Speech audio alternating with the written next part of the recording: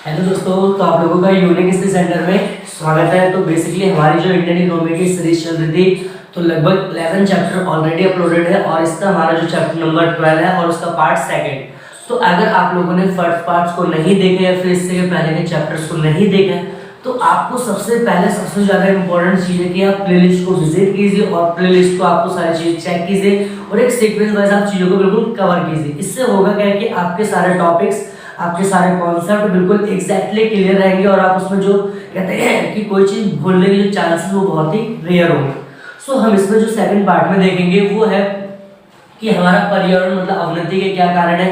इससे पहले कि मैंने पार्ट्स में आपको समझाया था कि पर्यावरण होता क्या है, देन मैंने आपसे समझाया कि पर्यावरण के क्या कार्य हैं या फिर पर्यावरण के महत्व, और वहां से भी एक आपका टॉपिक था जो 4 नंबर का। और इस जो हम वीडियो में पार्ट सेकंड में तो यहाँ पर जो 2 टॉपिक्स को कवर करेंगे और ये 2 टॉपिक्स बिल्कुल 6 मार्क्स के 100% है कि दोनों में से क्वेश्चन डेफिनेटली का एग्जाम में पूछे जाते हैं। तो आप लोग चीजों को ध्यान से देखें और आप वीडियो को बिल्कुल इसके आप शुरू से लेके अंत तक आप बने रहिए। इससे होगा कि आपको बिल्कुल जो आपका कॉन्सेप्ट होगा बिल्कुल क्लियर रहेगा।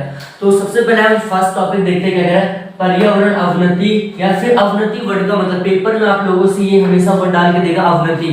क्यों? क्योंकि ये बेसिकली इकोनॉमिक्स वर्ड है। इसका मतलब अगर समझे तो अवनति का मतलब कहता है विनाश हो गया, फिर खत्म होना, ह्रास होना। ठीक है, ये कारण क्या मतलब कि आज के समय में आप लोगों ने नोटिस किया होगा कि जो हमारा पर्यावरण पूरी तरह से क्या धीरे धीरे खत्म हो रहा है। ठीक है, क्यों? क्योंकि मतलब जो जंगल वगैरह हो रहे हैं, जो पेड़ पौधे हो रहे हैं, ठीक है, तो वो सारी चीजें क्या धीरे धीरे विनाश होती आ रही है। तो वही कह रहे हैं कि जो पर्यावरण अवनति के क्या कारण है, ऐसे कौन कौन से कॉजेज है, ऐसे कौन कौन से फैक्टर हैं जो कहने के हमारे पर्यावरण को पूरी तरह से नष्ट कर रहे हैं, पर्यावरण को पूरी तरह से खत्म कर रहे हैं। तो बेसिकली यहाँ पर कुछ कारण को देखेंगे और मैं आपसे ये क्वेश्चन होगा कि बेसिकली 6 नंबर के आपके आने के चांसेस हैं। तो पहला जो कारण है जनसंख्या में वृद्धि। बहुत ही ऑब्वियस सी बात है कि सबसे बड़ा जो रीजन होता है कि किसी भी चीज में लेकर के अगर कोई चीज की कमी है तो वो है पॉपुलेशन। ठीक है, तो हमारे देश में क्या हो रहा है कि जिस हिसाब से हमारे देश की जनसंख्या बढ़ रही है तो उस हिसाब से क्या होता है कि जो मानव की जो जरूरतें हैं वो लगातार वो भी क्या हो रही है बढ़ रही है। तो सिंपल सी बात है कि जो मानव है वो अपनी जरूरतों को पूरा करने के लिए जो प्राकृतिक संसाधन होते हैं, ठीक है, प्राकृतिक संसाधन मैंने आपको बता दिया क्या क्या चीज होती है। ठीक है, तो वो सारे प्राकृतिक संसाधन का उनका अंधाधुंध इस्तेमाल करता है। अब जब प्राकृतिक संसाधनों का अंधाधुंध इस्तेमाल होगा तो ऑब्वियस सी बात है कि वो चीजें क्या होंगी पूरी तरह से खत्म हो जाएंगी। तो सबसे बड़ा रीजन ये। दूसरा क्या है व्यापक निर्धनता। व्यापक निर्धनता का मतलब होता है गरीबी। जैसे कि आप लोगों ने भी इस चीज को नोटिस किया, जब मैंने आपको निर्धनता का चैप्टर पढ़ाया था तो उसमें हमने गरीबी में काफी डिटेल में बात की थी। तो व्यापक बड़ी निर्धनता का मतलब हम कह सकते हैं कि जैसे कि बड़ी मतलब जो व्यक्ति क्या होते हैं कि अगर हम कहें कि बहुत ऐसे गरीब हमारे देश में, ठीक है, तो वो क्या करते हैं कि अपने जीवन को चलाने के लिए अपने, ठीक है, अपने लिवलीहुड को बनाए रखने के लिए, ठीक है, तो उनकी जो बेसिक जो नीड्स होती है ना उस नीड्स को फुलफिल करने के लिए वो बेसिकली किसका इस्तेमाल करते हैं पर्यावरण का। और पर्यावरण से क्या करते हैं अपनी जरूरतें पूरी करते हैं और जिससे क्या होता है कि उनके द्वारा पेड़ पौधे हो गए, फल फ्रूट वगैरह वो पूरी तरह से क्या खत्म कर दिए जाते हैं, बर्बाद कर दिए जाते हैं। ये तीसरा कारण निरंतर बढ़ता शहरीकरण। आज जो सबसे बड़ा जो कॉजेज माना जाता है वो क्या है हमारा शहरीकरण। ठीक है, शहरीकरण का मतलब क्या होता है कि शहरीकरण का मतलब क्या होता है जैसे कि अगर आप बात करें, ठीक है, आज के समय जो पूरे जो शहर जैसे दिल्ली हो गया, ठीक है, महाराष्ट्र हो गया, गुजरात वगैरह, ये तो एक शहर है। लेकिन आज के समय में क्या कि धीरे धीरे जो गाँव है वो भी धीरे धीरे क्या शहर का रूप ले रहे हैं। क्यों? क्योंकि वहां भी जो पेड़ पौधे वगैरह होते हैं, जो मतलब जो जंगल वगैरह होते हैं उनका काटा जा रहा है, वहां पर भी कंपनियां वगैरह स्थापित की जा रही है। तो इससे क्या होता है कि जब लोगों का शहरीकरण बढ़ रहा है तो शहरीकरण बढ़ने से क्या होता है कि लोगों की जरूरतें भी क्या होती है बढ़ती है और उन जरूरतों को पूरा करने के लिए तो किस पर लोग डिपेंड होते हैं वो प्राकृतिक संसाधनों पर या फिर कह सकते हैं पर्यावरण पर। और फिर वो पर्यावरण के जो तत्व होते हैं उनको पूरी तरह से क्या होते हैं वो प्रभावित करते हैं। नेक्स्ट पॉइंट क्या है रासायनिक उर्वरकों का अधिक प्रयोग। ये रासायनिक उर्वरक बेसिकली ये जो हमारा पॉइंट है ये हमारे कृषि से रिलेटेड है। क्यों? क्योंकि ऐसा आपने देखा कि आज के समय अगर मैं बात करूं लगभग 100% लगभग 85% जो भी किसान होते हैं वो कौन से खाद का इस्तेमाल करते हैं, कहते हैं वो केमिकल वाली। क्यों केमिकल वाले को देखो दो मतलब उससे फायदे भी प्लस में नुकसान है। जैसे कि हम कहते हैं कि सिक्के के 2 पहलू होते हैं कि आपका हेड होता है टेल का, तो सेम एज इट इज की जो रासायनिक खादों का इस्तेमाल किया है तो उसके भी 2 एस्पेक्ट्स हो सकते हैं, 2 उसके पहलू हो सकते हैं। ठीक है, तो इससे होगा कि आज के समय जो किसान है, ठीक, वो लगातार क्या हो रहे हैं कि रासायनिक खादों का इस्तेमाल कर रहे हैं, रासायनिक कीटनाशक दवाइयाँ हो गई, ठीक है, उर्वरक वगैरह। इससे क्या होता है कि जो हमारी भूमि होती है, जो जमीन होती है, उसकी जो उपजाऊ क्षमता होती है पूरी तरह से क्या हो रही है, वो पूरी तरह से नष्ट हो जा रही है। तो इससे क्या होता है कि हमारा पर्यावरण क्या हो रहा है, पर्यावरण का विनाश हो रहा है। नेक्स्ट पॉइंट कह रहे हैं यातायात साधनों में त्रिवृद्धि। ये भी एक जनरली कारण कह सकते हैं, ठीक है। क्यों? क्योंकि आप लोगों ने भी अपने आसपास नोटिस किया होगा कि आज अगर इंसान को जरा से दूर पे 1 किलोमीटर 1.5 किलोमीटर ठीक है आधे किलोमीटर जाना होता है तो बेसिकली क्या करता है कि अपने जो निजी साधन होते हैं उनका इस्तेमाल करता है, ठीक है। अब निजी साधनों के इस्तेमाल करने का परिणाम स्वरूप होता है कि जो उसमें से मतलब धुआं वगैरह जो उससे निकलता है वाहन से, तो वो क्या होता है कि हमारे वातावरण को प्रदूषित करता है। और आज के समय आपने सुना होगा कि जो मतलब दिल्ली हो गई, ठीक है, या फिर और भी बाकी जो स्टेट होते हैं, इस पर्यावरण में मतलब बहुत बड़े क्या है कि बहुत बड़े स्तर पर क्या यहाँ पर प्रदूषण क्या हो रहा है, बढ़ रहा है। नेक्स्ट पॉइंट है तीव्र औद्योगिकरण। तीव्र औद्योगिकरण का मतलब क्या होता है, सिंपल सी बात है कि जैसे कि अगर मैं आपसे पूछूं तो औद्योगिकरण का मतलब है लगातार उद्योगों की संख्या में विस्तार होना। आज के समय आपने देखा कि लोगों के मतलब जनसंख्या बढ़ रही है तो लोगों को रोजगार चाहिए। तो सरकार द्वारा कहते हैं कि रोजगार उपलब्ध कराने के लिए कौन सी प्रक्रिया को अपनाया जा रहा है, औद्योगिकरण। बड़े बड़े पैमाने पर बड़ी बड़ी कंपनियों को क्या स्थापित किया जा रहा है जिससे लोगों को रोजगार मिले। लेकिन इसका अगर हम देखें इनडायरेक्टली क्या है कि हमारे पर्यावरण को पूरी तरह से क्या कर रहा है, खत्म कर रहा है। तो ये हमारे क्या है उसके कोजेस।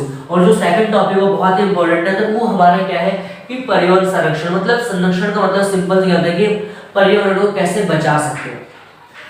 तो बचाने के लिए हमें क्या क्या चीजें करनी होती है वो सारे कारण आपको यहाँ मिलेंगे। इसके अलावा बहुत सारे कारण हो सकते हैं, आप उसको भी लिखो। लेकिन हमें होता है कि अगर 6 मार्क्स का क्वेश्चन तो उसमें 4 से 5 कारण इनफ। क्यों? क्योंकि आप लोगों को मैंने पहले बता रखा है जो इकोनॉमिक्स होता है उसकी अपनी अलग लैंग्वेज होती है और उसका क्या होता है कि आपको ज्यादा मतलब लेंथी आंसर नहीं लिखना होता, आपका बिल्कुल डिट्टो क्लियर मतलब आंसर टू आंसर बात करनी होती है। तो यहाँ पर पहले क्या है कि पर्यावरण को हम कैसे बचा सकते हैं, तो पहले सामाजिक जागरूकता। सामाजिक जागरूकता का मतलब क्या होता है, देखो सोशल अवेयरनेस कह सकते हैं कि सामाजिक, अगर मान लेते हैं सोसाइटी का हर एक इंसान, ठीक है, हर एक इंसान का पर्यावरण को लेके मतलब जागरूक हो, अवेयर हो। मतलब कि अगर वो पेड़ पौधे काटता है तो उसको इतना पता होना चाहिए कि अगर वो काटा जिससे आने वाली पीढ़ी में क्या नुकसान होंगे या फिर उसके लिए कितना हानिकारक होगा।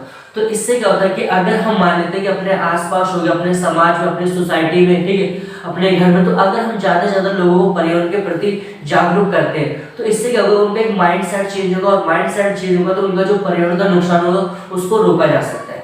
तो पहला पॉइंट ये।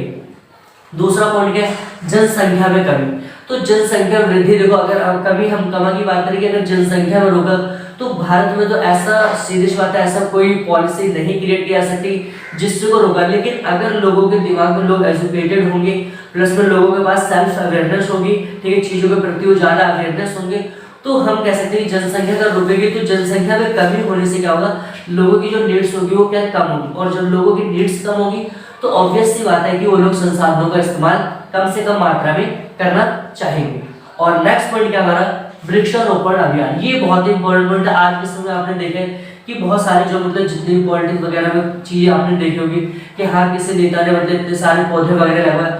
तो अगर हमें पर्यावरण का संरक्षण करना, पर्यावरण को बचाना है तो हमें कुछ मतलब स्कूल वगैरह के थ्रू या कॉलेज वगैरह के थ्रू हमें कुछ अभियान जैसी चीजों पे भी काम करना चाहिए। अभियान से इससे होगा क्या कि ऐसे कुछ लॉन्च करना चाहिए कि हाँ इसमें मतलब मंथ के लास्ट में इतने पेड़ पौधे लगाए जाना चाहिए। तो वृक्षारोपण से संबंधित तरह तरह के हमें क्या प्रोग्राम को लाना चाहिए, जिससे क्या होगा कि हमारे यहाँ पर पर्यावरण से मतलब पेड़ पौधों की संख्या बढ़ेगी तो उससे क्या होगी हमारा पर्यावरण संरक्षित हो गया, फिर पर्यावरण क्या होगा, बचेगा। नेक्स्ट पॉइंट है कृषि जैविक प्रणाली की ओर स्थानांतरण। तो आपको मैंने इससे पहले के जो चैप्टर्स हमने पढ़े आई थिंक कि 7 और 8 चैप्टर में मैंने आपको पढ़ाया था, तो वहां पर जैविक कृषि क्या होती है। तो मतलब सिंपल सा मतलब क्या था कि रासायनिक खादों का इस्तेमाल न करना, ऑब्वियस सी बात है क्या कहलाता है, जैविक कृषि।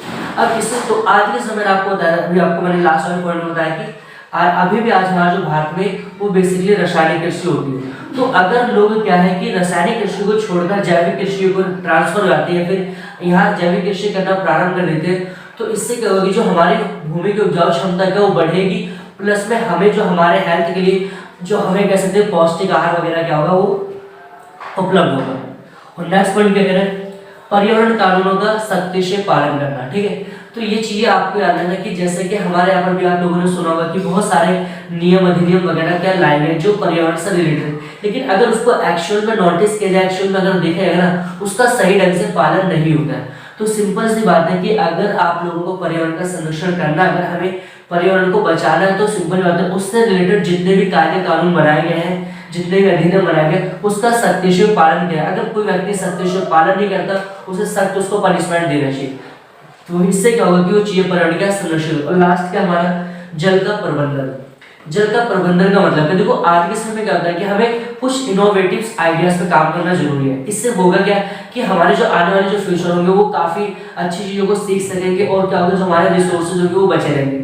इन द सेंस इसका मतलब क्या है, जैसे कि अब बारिश वगैरह होती है तो हमारे यहाँ पर क्या होता है हर एक क्षेत्र में जो बारिश का पानी होता है ना उसको बचाने के लिए तरह तरह के मतलब टेक्निक का इस्तेमाल करना चाहिए, फिर बड़े बड़े टैंकों का। क्यों? क्योंकि जो हम कृषि के लिए इस्तेमाल करते हैं जल, जो नलकूपों वगैरह का जल इस्तेमाल करते हैं, तो का हम क्यों ना फिर उसी जो बारिश का पानी उसको इस्तेमाल कर ले। तो इससे क्या होगा कि हमारा जो जल वाला जो मतलब एक साधन है, ऑब्वियसली बात है कि जल पर्यावरण का एक तत्व है। तो जल क्या कर सकता है, बच सकता है। अगर जल बचेगा तो सिंपल हम कह सकते हैं क्या है आपको पर्यावरण का संरक्षण होगा। तो आई होप कि आपको वीडियो पसंद आएगी। वीडियो को लाइक करिए, शेयर करिए। अगर आपके कोई डाउट्स है तो आप कमेंट सेक्शन में आके कमेंट करिए। देन आपको इस चीज को आप ज्यादा से ज्यादा शेयर करिए और चैनल को सब्सक्राइब करना भी ना भूलें। Thanks for watching this video.